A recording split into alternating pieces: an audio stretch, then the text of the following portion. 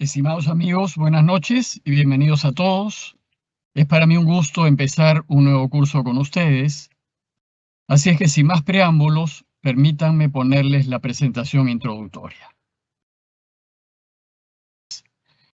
Y en primer lugar, quisiera pues explicarles qué haremos y cómo lo haremos. El año pasado les presenté la primera parte de la historia de la Iglesia, es decir, de los siglos I primero al siglo XV. Pero esta vez veremos la segunda parte, que va desde el siglo XV hasta nuestros días. Mi deseo es presentarles en forma panorámica y apretada y sintética una visión de la historia moderna y contemporánea de la Iglesia.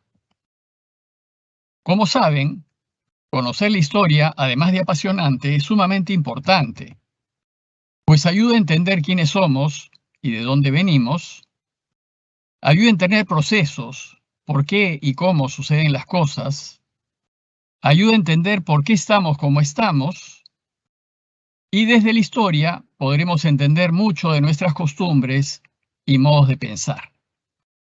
Necesitamos pues conocer la historia para poder entender la Iglesia tal y como es hoy, apreciarla y quererla. Y llegar pues así de esta manera a valorar nuestra herencia espiritual. El objetivo del curso que les voy a proponer es ofrecerles un marco de referencia para cualquier diálogo o reflexión posterior.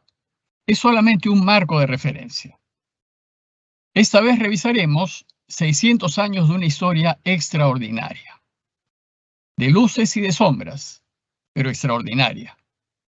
Evidentemente, el marco general es la historia universal porque la Iglesia está inserta en la historia universal. La historia de la Iglesia está entrelazada y es imposible separarla de los hechos de la historia universal. Pero hay ciertas limitaciones. Solo presentaré hechos, daré alguna información de referencia, más bien esquemática y limitada, pues de lo que se trata es de ubicarnos y entender los procesos, de armar una estructura histórica, una especie de armazón y así tener puntos de referencia para que en cualquier momento que nosotros queramos profundizar, sepamos dónde encajan ciertos acontecimientos y qué cosa es lo que está detrás. Después, cada uno ya podrá profundizar por su cuenta en aquello que más le interese. Además, les presentaré esa historia subrayando algunos aspectos teológicos de interés. Es decir, haré algunas notas teológicas de acuerdo al momento histórico en el que nos encontremos. ¿Qué temas tocaremos? En esta segunda parte de la historia, empezaremos con un breve resumen de donde nos quedamos, hasta el siglo XV, que es a donde llegamos, ¿no? Y después veremos la Iglesia durante la Reforma y la Contrarreforma. Siglos XVI y XVII, momentos muy álgidos, sumamente importantes no solo para la Iglesia, sino para la historia universal. Luego veremos la Iglesia durante la Ilustración y la Modernidad, siglos XVII y XVIII, en donde la Iglesia será completamente distinta a como lo fue en la primera parte del curso que vimos el año pasado. Y por último veremos la Iglesia contemporánea, es decir, el siglo XIX hasta hoy. Como referencias, para poder ver con más detalle lo que les voy a explicar, pueden ver el libro que tengo que se llama El Camino de la Iglesia, cuyo quizás el 80% es historia de la Iglesia con mucho más detalle. Y este libro es el cuarto tomo de la serie, Dando razones de nuestra esperanza. En físico, lo pueden encontrar llamando a Pilar al número que les pongo aquí en pantalla, o si lo quieren en digital, lo pueden encontrar en Amazon. En realidad en Amazon podrán encontrar los 4 tomos. Nos reuniremos todos los lunes, en forma virtual y por Microsoft Teams, que es el programa que usamos la vez pasada y que estamos usando ahora. Y lo haremos desde hoy, lunes 5 de junio, hasta el lunes 3 de julio.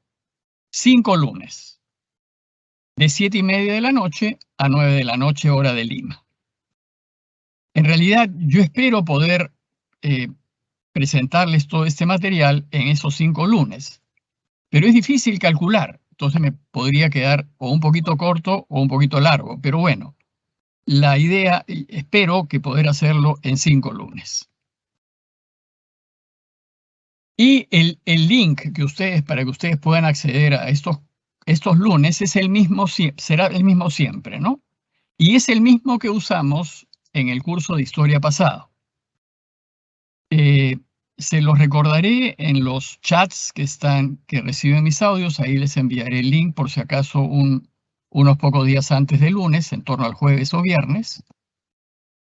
Y además, grabaré las sesiones que hagamos y las colgaré en mi canal de YouTube, cuya dirección la tienen presente.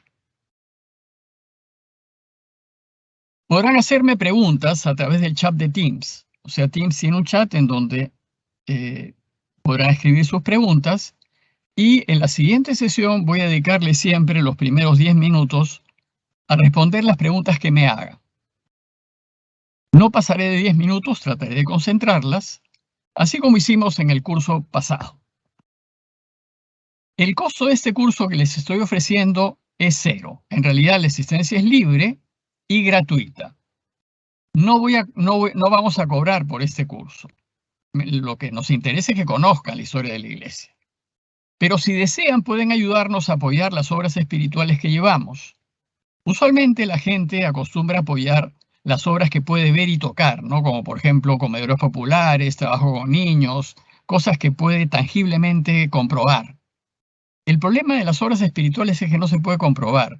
Y entonces es difícil mantener las obras espirituales, así como la formación, por ejemplo, de los nuestros, es difícil mantener, porque como no se ve, y la gente quiere pues que su donación dé inmediatos frutos, pues así no funciona en el mundo espiritual.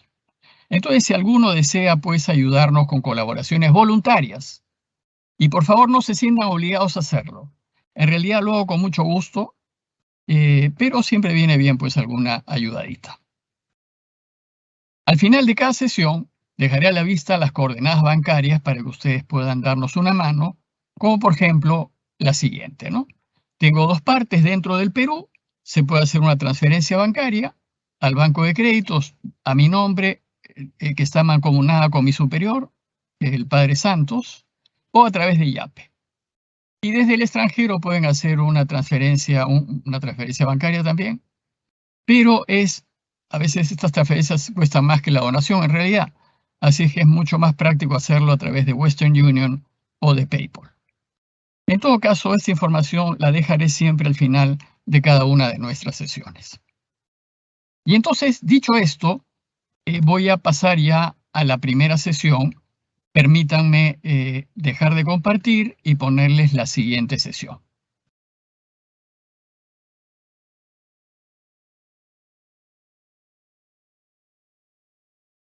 Bien, esta segunda parte del curso de Historia de la Iglesia empieza con la caída de Constantinopla, que sucedió en el año 1453. Esto marca completamente la historia porque se separa el mundo en dos en realidad. El Oriente con los otomanos y el Occidente. Y marca también el inicio de una nueva época en la historia del mundo en realidad. Sin embargo, a fin de poder entender lo que sucedió a inicios de la modernidad, que empieza después de la caída de Constantinopla, voy a remontarme brevemente al pasado y voy a retomar la historia desde el siglo VIII, que es cuando empieza la iglesia medieval, a fin de recordarles los hitos principales que llevaron a que la iglesia sea como fue a inicios de esta época moderna, que es la que les voy a presentar en este curso. Para la primera parte de la historia de la iglesia, les recuerdo que pueden entrar a mi canal en YouTube y ahí podrán revisar lo que hicimos el año pasado. En líneas generales, se puede decir que las invasiones bárbaras y el abandono de Occidente por parte del Imperio Romano llevaron a Europa a que se reordene completamente. Recuerden pues que a causa, por ahí por el siglo V, los bárbaros empezaron a invadir el Imperio Romano y el Imperio Romano el emperador abandona Occidente y se va a vivir a lo que fue, digamos, lo que hoy es Estambul, que fue Constantinopla en realidad. Y ahí se establecen y se olvidan de Occidente, se olvidan de Roma, se olvidan de Italia, se olvidan de Francia y lo dejan al abandono y los bárbaros empiezan entonces a tomar todo ese territorio abandonado por el Imperio Romano y eso hizo pues que todo cambie, completamente todo en Occidente. En un inicio, la Iglesia, que era la única institución que se quedó porque estaba estructurada, ya estaba bien arraigada, tenía una estructura interna que permitía pues funcionar bien, no se fue con el imperio, se quedó en Occidente. Y eso hizo, digamos, bien y mal en realidad. Como fue la única organización que funcionaba en Occidente, porque el imperio se fue con todos sus jefes y personas pensantes y dejó todo tirado en Occidente. Entonces la Iglesia se vio en la necesidad de ocuparse de atender las necesidades, hasta las necesidades materiales. Por ejemplo, que funcione, que llegue el trigo a la gente porque no había que comer, que llegue el agua a la gente porque no había que beber. En fin, todas esas cosas prácticas recayeron en manos de la Iglesia. Y la Iglesia entonces asume el reto y se encarga de organizar la vida básicamente de Roma y de Italia y de los que quedaron abandonados por la ida del Imperio de Oriente, pero hizo, si bien fue una ayuda para la gente que pudo comer y que pudo vivir, la Iglesia se fue llenando de bienes y de poder. Lo que era del imperio pasó a ser ahora de la Iglesia. Y poco a poco la Iglesia se va mundanizando. A su vez, el Papa fue considerado una especie de rey terreno, porque actuaba como rey, porque no tenía nadie que le discutiese la autoridad y porque tenía que haber una voz de mando que pusiese orden a todo este caos que había quedado a causa de la fuga de los emperadores Oriente. Por ejemplo, había que proteger Europa occidental me refiero, porque los musulmanes desde el año 711 habían conquistado el sur de España. Estaban subiendo por España y tenían grandes deseos de conquistar Europa. Entonces, ante la amenaza de los musulmanes hay que hacer algo. ¿Y qué hace entonces el papado? Asume la defensa de Occidente porque no había nadie más que la asumiese. Y a su vez, la defensa de Europa. Pero como el papado no pudo contar con la ayuda del Imperio Romano de Oriente, porque los emperadores estaban pues en Estambul, en lo que hoy es Estambul, no les interesó lo que pasaba en Occidente. No ayudaron a Occidente cuando vieron que los musulmanes los invadían, porque ellos a su vez protegían sus fronteras de que los musulmanes no subiesen hacia Europa por el lado oriental, por lo que hoy es Turquía. Y entonces el Papa, ¿qué hace? Busca la ayuda de Francia. En ese tiempo, Francia estaba gobernada por los reyes merovingios, que tenían especies de primeros ministros que se les llamaba los mayordomos, y el mayordomo del rey merovingio era Carlos Martel en ese tiempo. Entonces Carlos Martel se enfrenta a los musulmanes y los detiene en una batalla en Poitiers en el 732. Y los musulmanes se retiran y se quedan al sur de España. Vencidos los musulmanes, alejado el peligro, el Papa entonces, ¿qué hace? Reconoce al hijo de Carlos Martel, a Pipino, como rey de los francos. O sea, digamos, reemplaza a los reyes merovingios y en su lugar pone al que lo ayudó, al que ayudó a la Iglesia, al que ayudó a Occidente, que fue Pipino. y los hace sucesor de los merovingios. Entonces Pipino y el Papa hacen una especie de alianza mutua, de apoyarse mutuamente, ¿no? Entonces, así como el Papa reconoce a Pipino como rey de los francos, y una vez que el Papa habla que es el rey de los francos, todos los demás reconocen que Pipino es el rey de los francos. Posteriormente, cuando los longobardos, que tenían cubierta casi toda Italia, lo que hoy es Italia, querían apropiarse pues de algunas partes de lo que fue el Imperio Romano de Occidente, lo que hizo Pipino fue pelear contra los longobardos, y esos territorios que eran discutidos si eran realmente del Imperio Oriental o eran de Occidente, se los dio al Papa en lo que se conoce como la donación de Pipino. Y es una especie de franja que atraviesa diagonalmente Italia y que posteriormente vendrán a ser los estados pontificios. Entonces el Papa, además de estar en Roma y de tener el control de Roma, tenía pues una porción muy grande de territorio que llegaron a ser los estados pontificios. Aquí, por ejemplo, podrán ver todo eso que está en amarillo eran los bárbaros longobardos que habían venido del norte, que habían arrasado casi Italia. Lo que está en color marrón es los restos que quedaron del Imperio Romano que ahora estaba en Oriente, que era todo esto que, digamos, acá un poquito más abajo es Estambul. Están las dos islas, está Sicilia y está el sur de Italia y, evidentemente, lo que está en torno a Roma. Pero este territorio en rosado era discutido. Entonces, ¿qué hace Pipino? Pelea con los longobardos y cede esto que era del Imperio Romano de Oriente, se lo cede al Papa como su propiedad.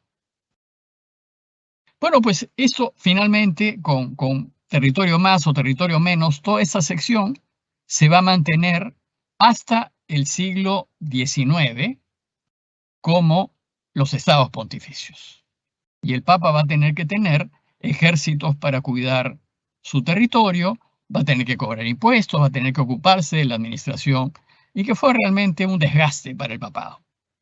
Felizmente, como veremos más adelante, la unificación italiana permitió que el Papa se liberase de esos terrenos y se redujese a lo que hoy es el Vaticano.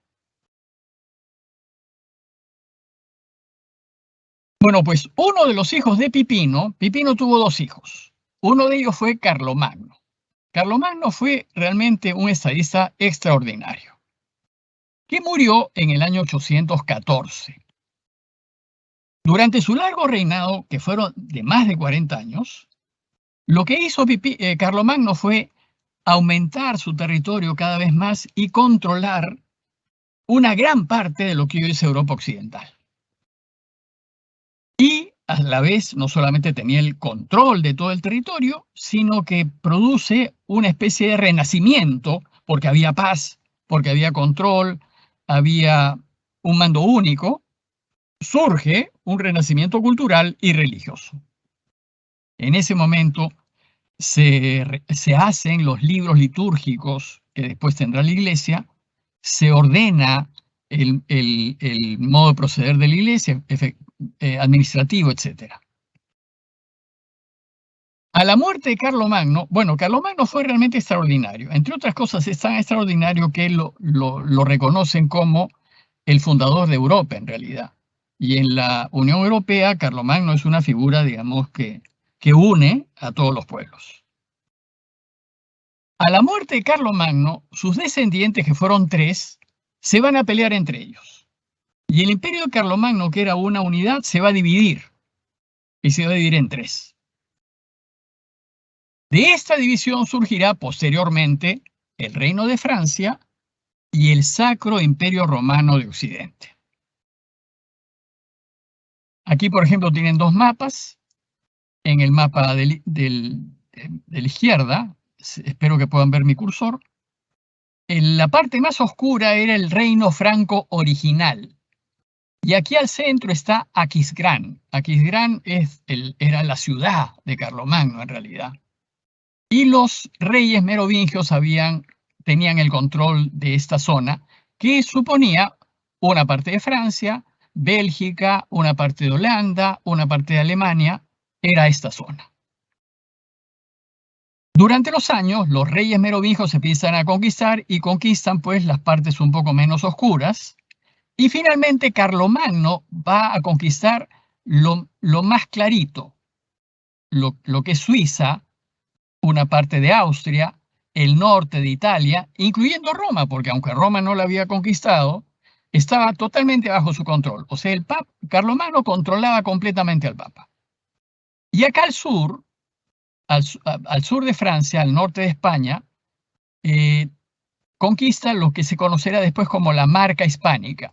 Marca es un territorio a cargo de los marqueses. Los marqueses tenían marcas y las marcas siempre eran territorios de discusión.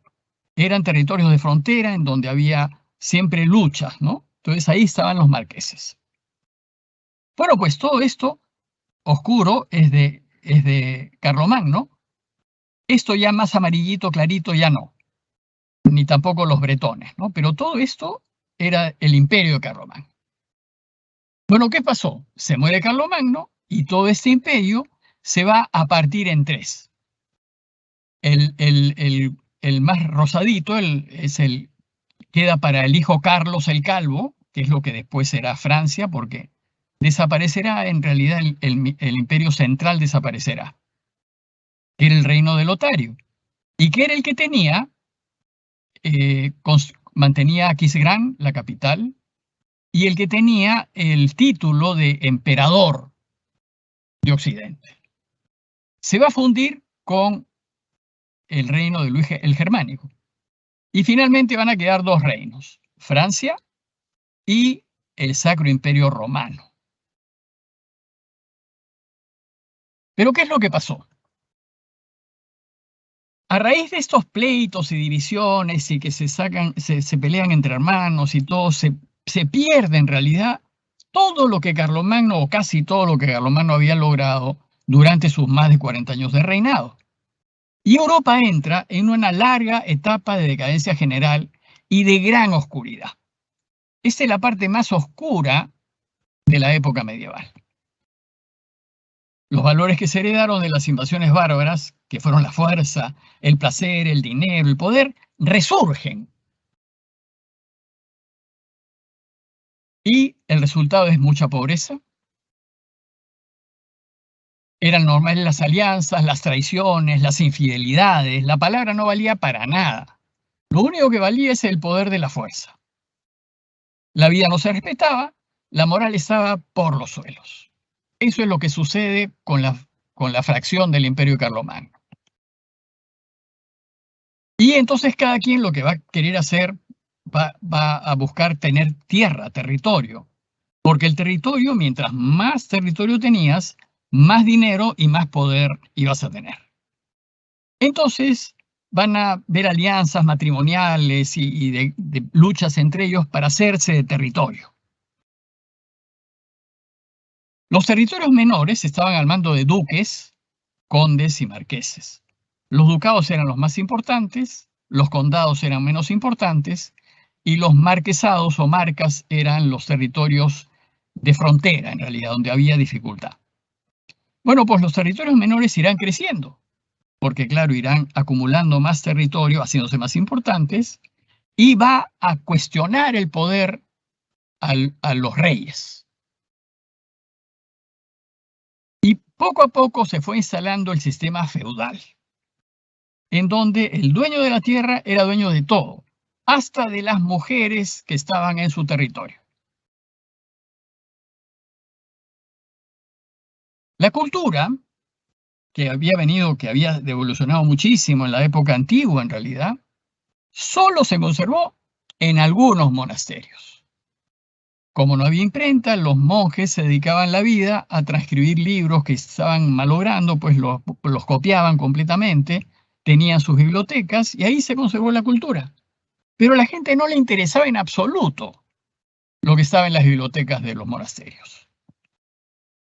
En esa época no había universidades y las pocas escuelas que existían estaban anexas a los monasterios y catedrales. Fue una época muy oscura. Y el nivel moral de toda la sociedad cayó a lo más bajo que uno se puede imaginar. La vida no valía nada. Y el libertinaje era lo normal era el libertinaje. Hoy día al ver pues todas estas crisis que vemos en la sociedad, nos quejamos de lo mal que estamos, pero es que no tienen idea de cómo habrá sido eso en ese siglo, ¿no?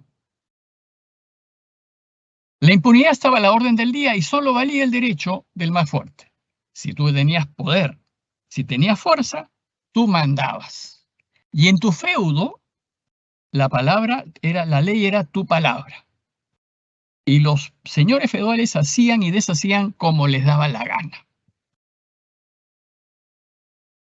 Bueno, pues durante ese tiempo, y a causa de ese desgobierno, Europa se volvió muy vulnerable porque estaban todos peleados entre todos. Cada uno se protegía y quería su tierra a costa del vecino. Entonces es atacada por todos lados. Por el norte bajan los vikingos. Los vikingos van a llegar hasta Sicilia en realidad. Por el sur, los sarracenos. Los sarracenos eran piratas musulmanes que subían del sur hacia el Mediterráneo, por todo el Mediterráneo y entraban a las entradas de los ríos. Atacaron Roma, los sarracenos atacaron Roma porque entraban y después se iban, ¿no? Así hacían también los vikingos en el norte de Europa, con los ríos del norte de Europa.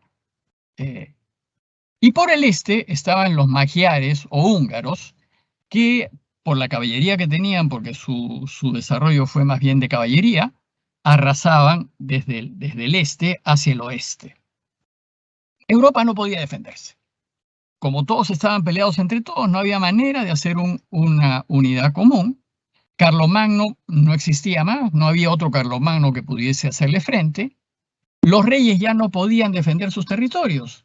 Y entonces pasan a negociar para tener ayuda con los duques, los condes y los marqueses, y eso hace que los reyes dependan de ellos. Entonces el rey pasaba a ser nombrado en realidad por los duques, condes y marqueses. En realidad se reunían y decidían quién iba a ser su rey y quién no. La economía se encontró a nivel de subsistencia arruinada por los nuevos invasores. Y la decadencia que sobrevino afectó a toda la sociedad. Que afectase a toda la sociedad supuso que afectó también a la iglesia. Porque la iglesia está metida en la sociedad. La iglesia somos todos. Entonces nosotros participamos de la sociedad. Entonces si la sociedad se corrompe, la iglesia se corrompe.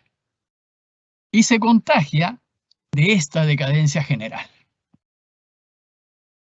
Los sacerdotes, que en ese tiempo no tenían formación alguna, menos aún, bueno, antiguamente sí, pero con el caos de las invasiones bárbaras y que todo se perdió, no tuvieron formación. Participaron del libertinaje general, porque así era. Todos eran así y eres uno más de todos. El desorden sexual y la simonía se volvieron normales. La simonía es el pecado, digamos, de cobrar por dar sacramentos, ¿no? Por ejemplo, si alguien se quiere confesar y yo cobro, yo caigo en simonía. O sea, los sacramentos no se cobran. Lo que se cobra son las partes, la luz, el agua, los servicios que hay que pagar pero el sacramento en sí no se cobra. Bueno, pues la simonía es eso, ¿no? Es cobrar por administrar las cosas de Dios. Bueno, pues imagínense cómo estaba el clero, que lo que se sobrevivía en base a simonía y su vida normal era el desorden sexual. Y el alto clero eran señores feudales. Así es que se dedicaron a una vida de señores feudales. tenían sus esclavos, tenían sus sirvientes, tenían su territorio y funcionaban como señores feudales. Para que se den una idea de lo terrible que fue esta época, entre el año 880 y el 1050 hubo más de 40 papas. 40 papas. En 170 años, 40 papas. Bueno, la Iglesia en los últimos 100 años ha tenido solo 8 papas. Digamos que en 200 años hubiera tenido pues 15 papas o 20 papas, pero 40 papas es demasiado, ¿no? ¿Por qué? Porque se sucedían uno tras otro debido a complots, sobornos, amenazas, asesinatos, porque así era en toda la sociedad. Y algunos además llevaban una vida realmente escandalosa. No sé si ustedes recuerdan, en el curso pasado vimos un poco más en detalle el siglo de hierro, que fue terrible. Quizás el momento más bajo que ha tenido la Iglesia en toda su historia. Casi todos los papas pertenecían a influyentes familias romanas, cuyas preocupaciones no eran el cristianismo. Sus preocupaciones eran tener más poder y más dinero. Y eran las que controlaban el papado. Las familias romanas se reunían para decidir quién iba a ser el próximo papa. Su único interés era adueñarse del poder. En general, la jerarquía no tenía vocación. No le interesaba la religión, lo que le interesaba eran las propiedades de la iglesia, le interesaba el poder de la iglesia, y entonces se hacían sacerdotes y obispos, lo que sea, para tener los beneficios de los bienes de la iglesia. No les interesaba en absoluto el cuidado de la gente. Su interés eran los beneficios que podían obtener de la iglesia a fin de poder vivir una vida cómoda. Y la gran masa de fieles estaba como ovejas sin pastor, totalmente descuidada. La fe, que no se reflexionaba, porque no había nadie que ayudase a reflexionar, se fue transmitiendo a través de esos siglos gracias a la piedad popular y al esfuerzo de algunos hombres y mujeres de Dios que siempre hubo, ¿no? Siempre hubo, porque Dios nunca deja su iglesia, siempre hubo en la iglesia gente de primera, gente santa, que luchó contra todo este escandaloso modo de vivir que tenían los responsables. El más triste ejemplo de esta decadencia fue, como les dije, el desastroso siglo de hierro, que fue más o menos entre el 850 y el 950. Ese siglo de hierro fue realmente catastrófico. En ese periodo, el control de la iglesia quedó en manos de algunas pocas familias romanas que ponían a los papas de su predilección. Y si no les gustaba un papa, lo sacaban. Ellos eran dueños de todos los bienes de la iglesia. Entonces, en esa situación era muy difícil pues llevar adelante el cristianismo. Bueno, pues ahora nos quejamos nosotros por la situación de la iglesia, pero no tiene absolutamente nada que ver. O sea, somos pues mansas palomas en comparación con esa situación. Que no significa que yo esté de acuerdo, al contrario, no de ninguna manera debemos aceptar el pecado en la iglesia, más bien tenemos que condenarlo, tenemos que rechazar el pecado en la iglesia. Pero si hacemos una comparación, en realidad estamos menos mal, bastante menos mal que lo que fue este siglo. Entonces, como el clero, la jerarquía no tenía vocación, andaba constantemente envueltas en escándalos sexuales y de poder. Se envenenaban, se mataban, se traicionaban. Era realmente terrible. A esto se añadió la ambición desmedida de los reyes y señores, quienes se sentían con derecho a nombrar, es decir, a investir a obispos para asegurar su poder. Entonces yo, rey, decía, bueno, yo quiero que este amigo mío vaya y sea obispo de tal sitio, porque como es mi amigo, podemos hacer negocios juntos.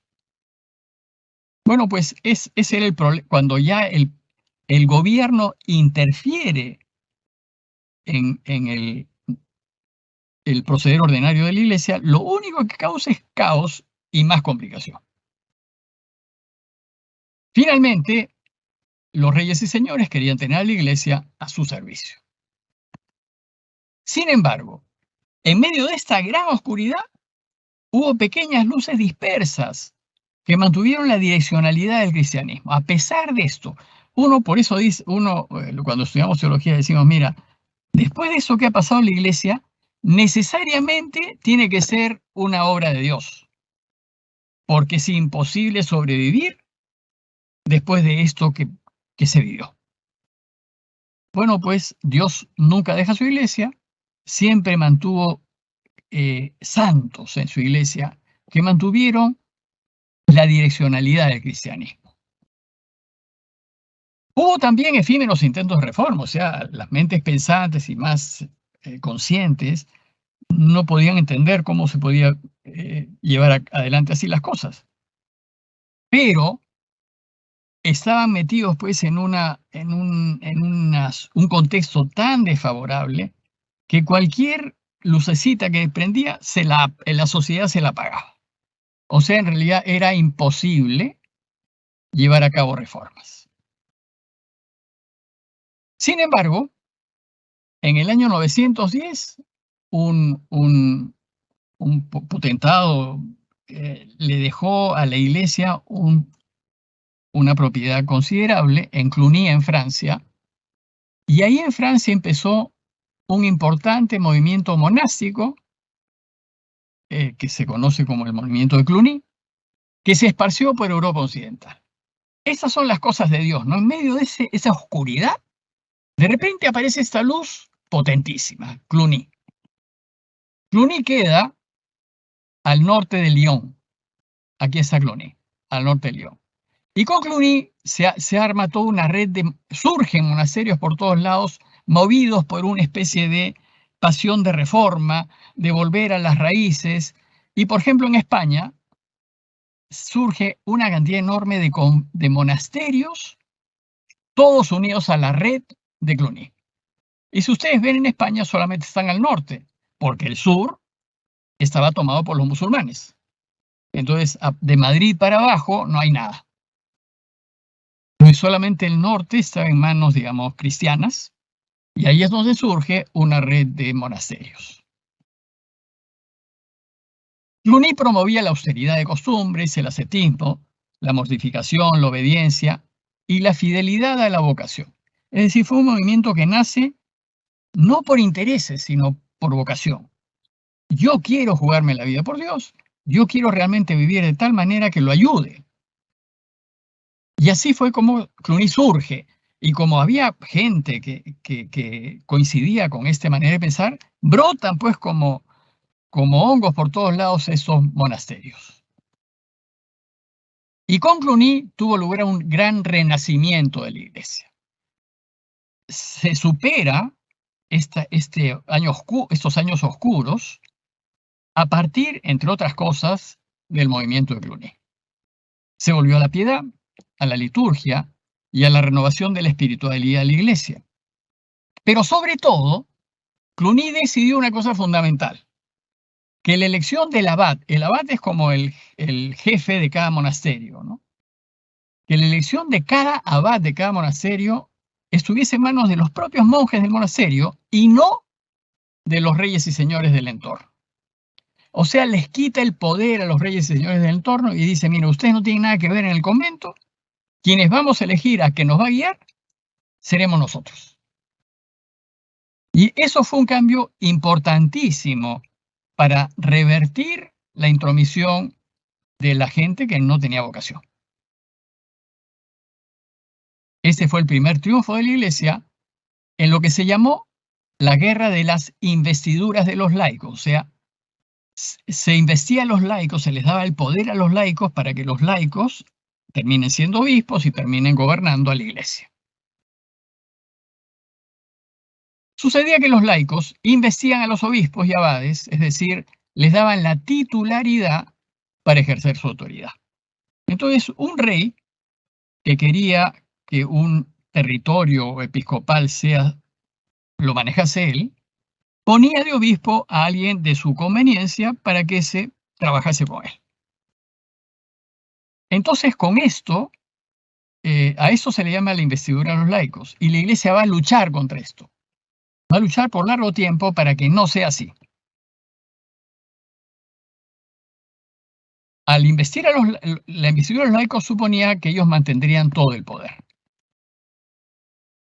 A esta renovación que empezó con Cluny y que se esparció rápidamente, ayudó el contexto político. Porque el rey más importante de Europa llegó a ser el alemán Otón, que murió en el 973. Otón, como no tenía nada que ver con las familias romanas, estaba muy lejos, Otón va a interferir en la elección de los papas y va a desplazar a las familias romanas, y las familias romanas se van a quedar sin poder manejar a la iglesia en Europa, en realidad. Entonces Otón gobierna con autonomía, prescindiendo de las familias romanas. Otón fue, pues, emperador del Imperio Romano, hereda lo de Carlomagno, ¿no? Hereda el título de emperador del Imperio Romano del Sacro Imperio Romano de Occidente. Esto permitió la purificación del papado y de la jerarquía. Claro, cuando no se entrometen otros poderes en la vida de la iglesia se purifica sola. Porque la iglesia van a entrar, lo normalmente es que entren queriendo ayudar al Señor. Ayudó también el nombramiento del gran Papa Gregorio VII. Gregorio VII fue uno de los que participó en el movimiento de Cluny, entonces estaba con todos estos deseos de reformar, de cambiar, de mejorar la iglesia, y lo hacen Papa a Gregorio VII. Entonces, una vez en el papado, lo que más le interesó a Gregorio VII fue anular la posibilidad de que los reyes y los señores feudales interfieran en el nombramiento de los obispos. Se preocupó, pues, de manera especial de luchar contra la investidura de los laicos. Y se le opuso, este fue su más grande logro, al emperador Enrique IV. Enrique IV le va a decir, Gregorio le va a decir, mira, tú, Enrique, tú no puedes nombrar obispo porque te da la gana. El que nombra obispos es el Papa. Y claro, Enrique se rebela, pues, contra eso, porque él estaba en la línea de los emperadores. ¿Quién es este Papa Gregorio para decirme a mí lo que tengo que hacer? Y entonces se opone y nombra a obispos por su cuenta. Entonces, ¿qué hace Gregorio VII? Lo excomulga. Pero la excomunión en esos tiempos era una cosa gravísima, porque si el Papa decía que ese señor ya no era parte de la iglesia, ya no estaba en comunión con la iglesia, nadie le obedecía. Entonces, Enrique se da cuenta que no puede pelearle al Papa esto. Y entonces va a pedirle perdón. Este acontecimiento sucede en Canosa. La historia dice que en el frío del invierno, en medio de la nieve, Enrique se quedó 3 días, creo, sin comer delante para que el Papa lo recibiese y lo perdonase. Finalmente la Iglesia ganó esta lucha, pero recién se firma el triunfo en el Concordato de Worms en 1122. Pero no terminó ahí. O sea, la intromisión de los poderes civiles va a seguir hasta el día de hoy. Hasta el día de hoy, el poder civil quiere intervenir en el nombramiento de los obispos en la Iglesia Universal. La nobleza en ese tiempo mantuvo una fuerte resistencia que duró muchos años más. Desgraciadamente, por motivos políticos y de poder, en el año 1054 se rompió la comunión entre el cristianismo de Oriente, el ortodoxo, los cristianos ortodoxos, y el de Occidente, los cristianos romanos. En realidad, el cristianismo fue uno solo hasta el año 1054. Había una unidad. Y nosotros, con los ortodoxos, con los griegos básicamente, que después ya se fueron a Rusia, se fueron a Ucrania, se fueron a otros sitios, estamos 100% de acuerdo en el credo. Creemos en lo mismo. O sea, porque el credo lo hicimos todos. Lo hizo Oriente y lo hizo Occidente y todos coincidimos en que así es. Nosotros creemos exactamente lo mismo que creen los cristianos ortodoxos. El problema está en las formas. Los usos y las costumbres, y especialmente la política, nos han mantenido separados. Las costumbres han sido muy importantes en esa separación porque los ortodoxos son mucho más pomposos, mucho más incienso, alfombras, lámparas, misas que duran pues 3 horas, o sea, es un estilo distinto. Los occidentales somos mucho más prácticos, más directos. Los estilos, las costumbres nos han mantenido separados. Pero creemos en lo mismo, exactamente lo mismo. Y la diferencia también es que los ortodoxos consideran que el Papa es uno entre muchos otros, digamos, responsables de la Iglesia, y que no es el primero entre iguales, ¿no? En cambio, la Iglesia occidental dice que el Papa, entre los iguales, es el de primera jerarquía. Porque sucede a Pedro, que fue el primero entre todos sus compañeros. Bueno, pues a Gregorio VII le siguieron unos 200 años de crecimiento y fortalecimiento de la Iglesia de cara a los poderes civiles. Fue una época se recupera la Iglesia de una manera impresionante en esos 200 años que siguieron a Gregorio VII. En esos años tuvieron lugar las cruzadas, que fueron 200 años de cruzadas, en realidad fueron varias a lo largo de estos 200 años. Pero ¿qué hicieron las cruzadas? Unificar a la cristiandad contra un enemigo común, que eran los musulmanes, porque los musulmanes habían tomado los sitios cristianos. O sea, los lugares de devoción cristiana, como el Santo Sepulcro y todo lo demás que hay en Tierra Santa, lo habían tomado los musulmanes. Entonces los peregrinos no podían ir a Tierra Santa y cuando iban los maltrataban, entonces Occidente se une para rescatar los lugares santos. Bueno, las cruzadas en realidad fueron en parte un fracaso, porque creo que una de las cruzadas fue victoriosa, todas las demás fueron pérdidas. Pero el encuentro con el mundo musulmán fue muy beneficioso para Occidente. Su objetivo fue recuperar los lugares santos y proteger al cristianismo de los turcos. Estas cruzadas fortalecieron al papado y a la cristiandad, pero debilitaron a los reyes y al sistema feudal, porque ellos eran los que ponían digamos, los soldados, los ponían los reyes y el sistema feudal. Y como no ganaban las guerras, fueron perdiendo y finalmente el papado se fue fortaleciendo. Durante estos 200 años, Occidente sufrió cambios muy importantes. A causa de las cruzadas tuvo lugar un despertar intelectual, porque al encontrarse con el mundo musulmán estaba muy avanzado en ciencias, por ejemplo, ¿no? En matemáticas, en física, en química, eran muy avanzados. Tenían una serie de inventos que habían hecho que nosotros, Occidente, no tenía. Entonces, a causa de este encuentro con un mundo cultural más fuerte, surge la necesidad de querer saber y aparecen las universidades. Y en teología surge digamos, un pensamiento ordenador de todo, que es lo que fue la teología escolástica, ¿no? Que va a durar hasta hoy. Ahora más bien hay una neoescolástica modernizada, pero la idea es que da una unicidad a todo el pensamiento teológico. Hay otras escuelas, una de ellas es la escolástica. Pero como surge el pensar y surge la crítica, surgen también algunas herejías. En ese momento surgen los cátaros o albigenses y los valdenses. Y entonces surge también del lado de la Iglesia Santo Domingo de Guzmán, que va a luchar contra la herejía albigense o cátara.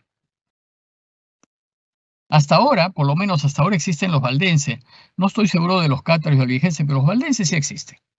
Tienen alguna pequeña iglesita por ahí en Europa, pero digamos están totalmente disminuidos, pues, ¿no? a la luz de la Iglesia Católica. En esta época apareció también a fines de esta época, apareció la Inquisición. Pero la Inquisición fue propulsada por el poder civil, no fue propulsada por la Iglesia. Lo que pasa es que se le encarga a la Iglesia porque era la que tenía el control de todo, y la Iglesia se hace cargo de algo que el pueblo quería, pero surge para defender y cuidar el orden social. Es como ahora. Ahora hay muchos, desgraciadamente, muchos que piensan que la pena de muerte tiene que aplicarse y hay que matar a todos los criminales y violadores. Bueno, esto es más o menos una manera de inquisición. Bueno, pues, y eso sale del pueblo. Lo mismo sucedió con la Inquisición. El pueblo pedía orden ante tanto caos. Y entonces había que cortar, pues a toda herejía había que cortarla porque la herejía producía pues desorden. Y entonces se le pide a la Iglesia que lleve adelante este tema. Era un instrumento de control social que contaba con la plena aprobación de la sociedad. Se le echa la culpa a la Iglesia, ¿no?, que puso la Inquisición, pero en realidad el que no entiende cómo se formó la Inquisición comete un anacronismo, es decir, cronos es tiempo, ana es contra o sobre, y entonces el anacronismo es el que va en contra del tiempo, que en lugar de pensar cada tiempo dentro de su contexto, lo saca de su contexto y piensa, aplica lo que hoy pensamos a cómo debió ser en el siglo XII y lo criticamos. No podemos criticarlo porque en ese tiempo la sociedad pensaba así. Hoy podemos decir que no estamos de acuerdo, pero así se pensaba. Es como en la época de Jesús, ¿no? En la época de Jesús, la esclavitud era normal. Todo el mundo que podía tener un esclavo. Jesús no se levanta contra los esclavos porque era parte de la sociedad. Hoy, si criticaríamos eso, si desde nuestro punto de vista lo hacemos, estaríamos cometiendo un anacronismo porque estamos saltándonos el contexto en donde sucedía esto. En ese tiempo, entonces, gracias a este cambio que hubo con el encuentro musulmán, se desarrollaron las ciudades y apareció la burguesía mercantil. O sea, crecen las ciudades, el campo empieza a perder importancia, y por el contacto con tierras lejanas, porque no solamente se llega pues a lo que hoy, al mundo otomano, al mundo, digamos, musulmán, al mundo árabe, sino también a Asia, ¿no? Eh, eh, los viajes de Marco Polo y todo esto se ubica en esta época, ¿no? El contacto con tierras lejanas. Nació la actividad bancaria. Los templarios son una orden militar que existió en la Iglesia Católica en tiempos de las Cruzadas. ¿Y los templarios qué hacían? Como eran los que llevaban la fuerza militar a pelear contra los turcos, ellos, para proteger a los peregrinos, les decían, mira, tú dame tu dinero aquí en Londres y cuando tú vayas a Jerusalén, yo te lo doy en Jerusalén. Entonces nace la actividad bancaria. Gracias a los templarios. A la vez, se trajeron a Occidente muchos inventos tecnológicos de Oriente, como por ejemplo, cuestiones de agricultura, inventos de mecánicos que habían inventado los árabes. Por su parte, las monarquías feudales se fueron lentamente transformando en monarquías autoritarias. Y como los que tenían ahora cada vez un poder eran los de las ciudades, se alían con los de las ciudades en contra de los que tenían tierras, de los nobles y terratenientes. Esta alianza consolida el poder de los reyes nacionales y va apareciendo poco a poco el rey como nosotros lo conocemos ahora, el rey de un estado, digamos, de una nación. Aparecen las naciones-estado. Y durante este periodo, estos 200 años, 3 fueron los papas que destacaron. El primero, como ya les dije, fue Gregorio VII, con quien se inicia la gran reforma gregoriana. Y a pesar de la oposición de los reyes y señores, la soberanía papal sobre los obispos empezó a ser mucho más directa. El segundo papa fue Inocencio III. A mitad de ese periodo aparece este Inocencio III, que gobierna la Iglesia como un rey. Ha sido el papa más poderoso desde el punto de vista material que ha tenido la Iglesia en toda su historia.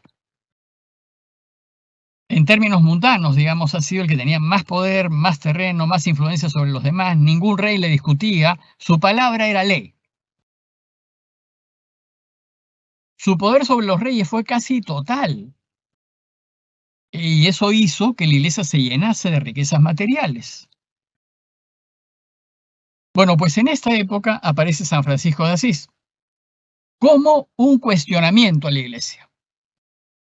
Con su modo pobre de vivir, va a llamar la atención a la Iglesia para una mayor autoridad y sencillez.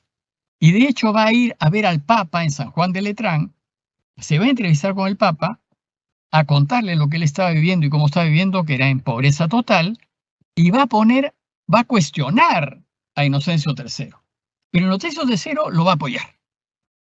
Va a apoyar a San Francisco y va a permitir que la orden franciscana pues se desarrolle. Después de Inocencio III, que murió en 1216, la Edad Media empezó lentamente a disolverse y lentamente también comienza a surgir el espíritu moderno. Eso es un proceso, ¿no? Un proceso en donde poco a poco disminuye la época medieval y poco a poco empieza a surgir el espíritu moderno. 60 años después de la muerte de Inocencio aparecen los cónclaves. ¿Para qué? Para evitar la influencia de las familias romanas.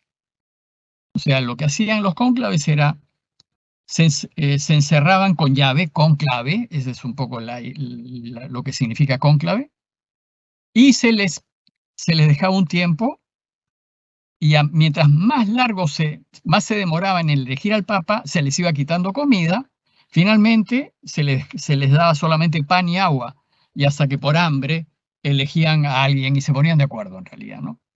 Pero cortaban toda influencia externa, de manera que nadie podía entrar y solamente los del cónclave tomaban la decisión. El tercer papa importante de esta época fue Bonifacio VIII. Bonifacio VIII ya agarra el final de esta época, ¿no? Su elección estuvo llena de dificultades, pues familias romanas como los Colonna o los Orsini intervinieron en su pontificado. Van a intervenir, por más que hayan ganado en la batalla de las investiduras, por más que se haya firmado el concordato de Worms, siempre van a intervenir para hacerse de los bienes y tierras de la Iglesia. Bonifacio intentó ser un papa como lo fue Inocencio, poderoso y controlador, pero ya las cosas habían cambiado mucho, ya no le fue posible. Bonifacio no pudo tener el poder que tuvo Inocencio. Los reyes y las familias ya eran mucho más fuertes, se le oponían a Bonifacio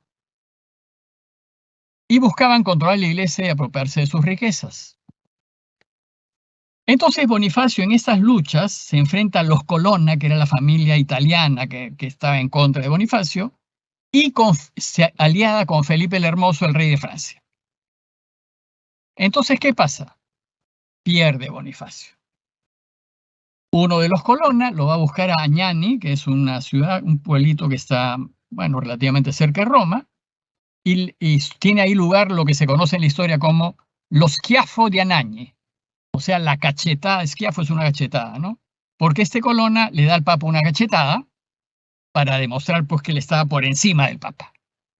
Y ahí entonces ya termina todo, ¿no? El Papa se reconoce derrotado, que no puede, poco después muere. Y con él terminaron esos 200 años de bonanza de la Iglesia. Después le seguirá otro periodo de 200 años, pero de decadencia eclesial. Entonces, estos últimos 200 años nos van a poner al inicio de la Edad Moderna, que es lo que nos interesa, ¿no? Pero estos 200 años de decadencia eclesial fueron particularmente difíciles. No tan difíciles como el siglo de hierro entre el 850 y el 950. Esto va a ser de otro tipo, pero también va a ser muy duro. Quizás es el segundo bache más fuerte que ha tenido la Iglesia. A la muerte de Bonifacio VIII, Francia, con Felipe el Hermoso, se erige como el nuevo poder de la época. Era Francia, era el centro. Y le peleaba la cosa al emperador del Sacro Imperio Romano. Felipe, entonces, ¿qué hace Felipe IV? Cuando a la muerte de Bonifacio VIII interviene en la elección papal, lo que no se debía hacer, pero interviene. E hizo elegir Papa Clemente V, un francés. Y por seguridad, porque Roma era muy peligrosa, decide llevárselo a vivir a Aviñón, a Francia. Y esto causa una crisis en la iglesia, porque el Papa por primera vez deja Roma y se va a vivir a Francia. Durante 70 años, el Papa dejó el Vaticano y se estableció en Aviñón. A este periodo se le conoce como el destierro de Aviñón. 70 años, fíjense. Este destierro de Aviñón fue un golpe terrible para la iglesia. Para que ustedes se den cuenta, un poco después del destierro de Aviñón viene un cisma en la iglesia, que lo vamos a ver un poquito más adelante, y la cristiandad se parte en dos. Los que estaban a favor de Aviñón, están en naranja, digamos, los que estaban en contra de Aviñón es todo el resto, y acá está Aviñón, un pueblito al sur de Francia. El Sacro Imperio Romano está en contra, y España y Francia y Escocia están a favor, y evidentemente como España está a favor, también el sur de Italia, que era español, de control español, está a favor. Portugal no se metía. Algunos efectos negativos de estos 70 años en donde el Papa dejó Roma. Estuvo totalmente controlado por los reyes y cardenales franceses, o sea, era un huésped del reino francés y solamente podía hacer lo que el reino francés le permitía hacer. Pero había dos curias, la curia en Aviñón y también se mantenía la curia de Roma, lo que pasa es que el Papa no estaba ahí, pero seguía funcionando, digamos, ¿no? Y hubo que tener más dinero para mantener ahora dos curias. El prestigio externo del pontificado se pierde porque ya el Papa ya no está donde debería estar. Está sujeto a los reyes franceses, ya no puede hacer lo mejor para la iglesia, está totalmente sometido y entonces se pierde su poder, ¿no? Su prestigio. Y lo dejan de respetar, disminuye, digamos, ¿no? Porque no puede hacer lo que debe hacer. O sea, está como prisionero en Aviñón. Se pierde el orden en Roma, porque, claro, Roma era la ciudad del Papa. El Papa era como su municipalidad, digamos. Roma, lo que pasaba en Roma lo decidía el Papa. Y al no estar el Papa, la ciudad se descuida y se descuidan todos los estados pontificios que ya no tenían ninguna cabeza en realidad. De otra parte, el destierro permitió que la vía nacional florezca en Italia. Surgen las grandes repúblicas italianas, esa es la época en donde surge Venecia, surge Génova, Pisa, Florencia, que eran repúblicas en torno a las ciudades, ¿no? A las ciudades grandes, que básicamente eran de comercio, comerciantes, de puerto, ciudades de puerto, que al comerciar con el resto del mundo, crecieron, pues, ¿no? Y surgen las familias ligadas a estas grandes ciudades, como los Borgia en Florencia. Pero aparece también el deseo de hacer renacer la antigua cultura greco-romana, iniciándose así la época del Renacimiento, que lo vamos a ver un poco más en detalle ya en la siguiente sesión. Tuvo lugar un importantísimo despertar artístico e intelectual. Por ejemplo, aparece Dante, Boccaccio, Petrarca, que eran los primeros, digamos, en el siglo XIV que aparecen, ¿no? Y el destierro termina, digamos, milagrosamente, la verdad, porque en el año 376 se le ocurre a este Gregorio XI volver a Roma. Y muere en Roma. Entonces, como el Papa muere en Roma, la curia de Roma se reúne para nombrar un nuevo Papa. Hizo un cónclave y eligen a Urbano VI. ¿Quién se queda en Roma? Ya no vuelve a Aviñón. Entonces los cardenales de Aviñón, que se sintieron pues que habían sido como traicionados, pues porque ahora ya no tenían el control de la iglesia, no tenían el control del Papa, declararon inválida la elección que se hizo en Roma y nombraron su propio Papa.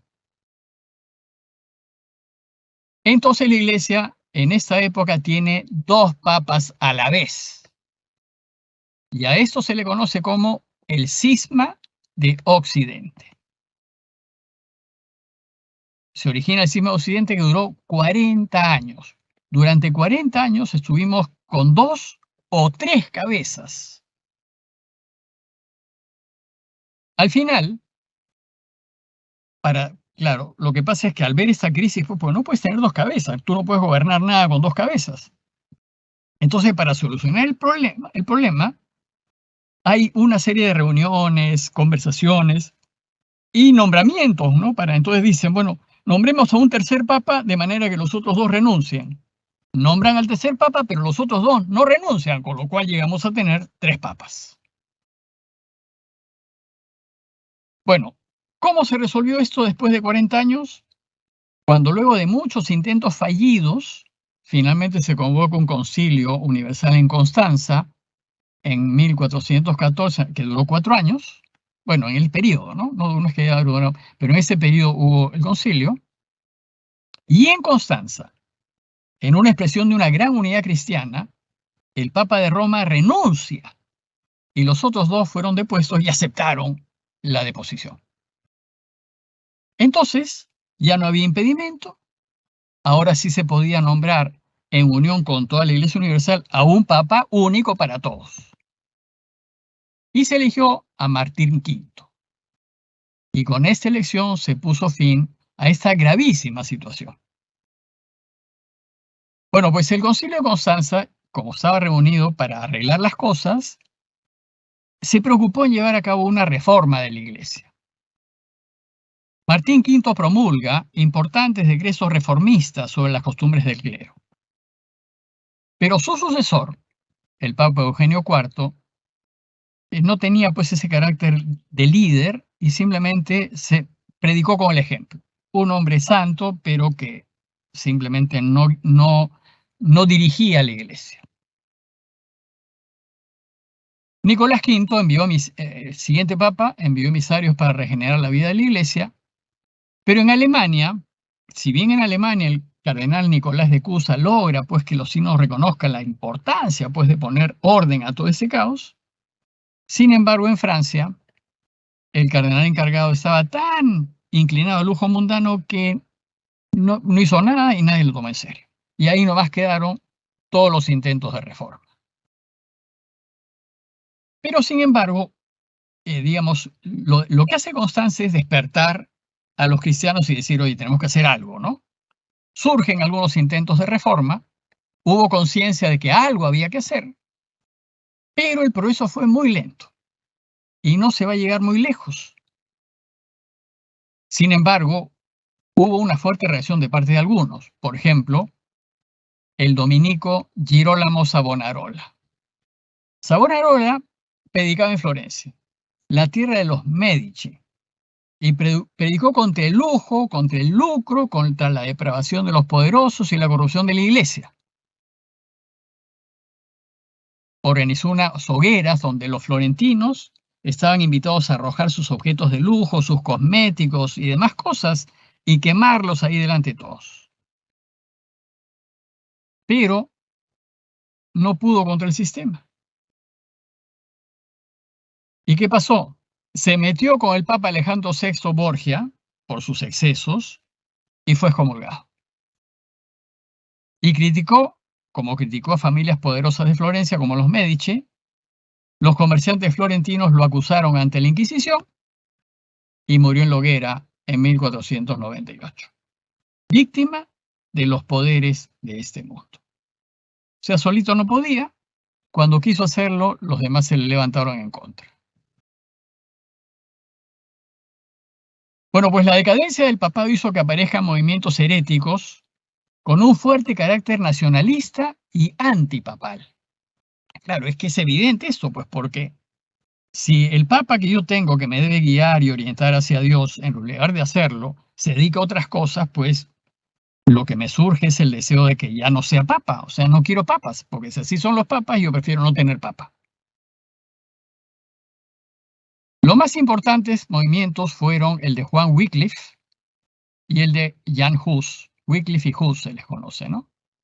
Quienes sostenían, entre otras cosas, que el papado era innecesario. Evidentemente, pues era innecesario, porque los papas en ese tiempo no hacían lo que debían hacer, o no hacían lo que podían hacer. Y estos movimientos fueron el germen de la reforma de Martín Lutero. O sea, ya aquí se está cocinando, digamos, en estos tiempos, lo que 100 años después pondrá en práctica Martín Lutero. Mientras tanto, el Imperio Otomano se estaba haciendo cada vez más fuerte. Claro, el Imperio Otomano, digamos, primero eran unas tribus dispersas que se juntan y empiezan a conquistar sus entornos y se empiezan a meter contra lo que quedaba del Imperio Romano de Oriente. Y entonces van a presionar las fronteras del Imperio Romano de Oriente y como van a dominar, contra ellos se hizo las cruzadas en realidad, van a dominar toda la fértil creciente, todo lo que es Siria, Líbano, parte de Turquía hasta Egipto, toda esa zona, cada vez fue haciéndose más fuerte. Conquistó todas las tierras que quedaban del Imperio Romano de Oriente y arrinconó a lo que quedó del Imperio Romano de Oriente y del Imperio antiguo del Imperio Romano en la ciudad de Estambul y lo que estaba detrás de Estambul, porque Estambul es una ciudad que está entre Asia y Europa. O sea, hay un puente que une Asia y Europa, o un ferry que une Asia y Europa, y Estambul está digamos, en la zona de Europa, y todo lo que está detrás de Estambul todavía seguía perteneciendo al Imperio Romano de Oriente, pero todo lo que está en Asia lo pierde. Hasta que finalmente los otomanos sitian Constantinopla, que hoy es Estambul. Antes, Estambul tuvo 3 nombres, ¿no? Bizancio en la antigüedad, después Constantinopla por Constantino, el emperador que se fue a vivir a Constantinopla, y después Estambul. Entonces, fue crítica la situación de Constantinopla, porque Constantinopla pide ayuda al occidente, para que el occidente los proteja de los otomanos que las estaban sitiando. El Papa no tenía medios para ayudar, creo que envió unos pocos soldados, digamos, para darle una mano. Finalmente, no pueden, los otomanos toman Constantinopla, convierten la Catedral de Santa Sofía en una mezquita y se pierde Turquía y todo lo que es Estambul y todo se pierde para el cristianismo. Esa es la caída de Constantinopla. Y se pierde también lo poco que da del Imperio Romano. Ahí el Imperio Romano desaparece del mapa, ni en Oriente ni en Occidente. Pero el problema es que también desaparece del mapa el cristianismo, porque lo que hoy es Turquía fue pues el Imperio Otomano. Y lo que hoy es Turquía fue tierra de misión para la iglesia en tiempos de Pablo. Pablo, en sus recorridos misioneros, va a recorrer Turquía. Va a recorrer Turquía y Grecia, básicamente, ¿no? Entonces Turquía era un foco de cristianismo impresionante. Ahí están los famosos padres, por ejemplo, los padres capadocios, ¿no? Gregorio de Niza, Gregorio de Nacianceno, Basilio. Todos esos grandes santos eran de Turquía. Bueno, pues hoy queda tal vez un 5% de cristianos en toda Turquía. Nada más. O sea, desapareció todo lo que hizo la iglesia Y lo único que te llevan a ver para que te das una idea es algunos restos que quedan del cristianismo de ese tiempo. Y el cristianismo entonces casi desaparece en Oriente. Con esto entonces la caída de Constantinopla se considera el fin de la Edad Media y el inicio de la Edad Moderna. Ahora entonces todo lo que sucede en el cristianismo va a tener lugar en Occidente y el papel preponderante lo tendrá Roma. Y con esto que fue una crisis en realidad europea, ¿no? Que se haya perdido Constantinopla para el mundo, los otomanos adquieren un enorme poder. Los otomanos van a durar hasta la Primera Guerra Mundial en realidad. Y en la Primera Guerra Mundial, como se aliaron a los alemanes para perder la guerra, y les van a quitar, va a ser el fin del Imperio Otomano. Pero durante todos estos años, 500 años, fue muy potente el Imperio Otomano. Por eso es que cuando muchos del Líbano o de Palestina venían a América Latina, tenían pasaporte turco porque eran otomanos, digamos, los que controlaban todo eran otomanos. Y por eso les llamaban en general los turcos, ¿no? Los turcos eran esos, todos los que estaban ahí. Y entonces, de ahora en adelante, todo el juego cristiano, digamos, pasará a Europa. Y en Europa vamos a empezar una época sumamente crítica, que la veremos ya en detalle en la próxima sesión, que es el inicio de la Edad Moderna. Entonces, con eso terminamos. Y sí les invito, si tienen algunas dudas o preguntas, que me las hagan a través del chat y procuraré por responder lo que pueda en los primeros 10 minutos de la próxima sesión. Entonces, con esto nos veríamos ya el lunes próximo a las 7:30. Gracias a todos, buenas noches y nos vemos el próximo lunes.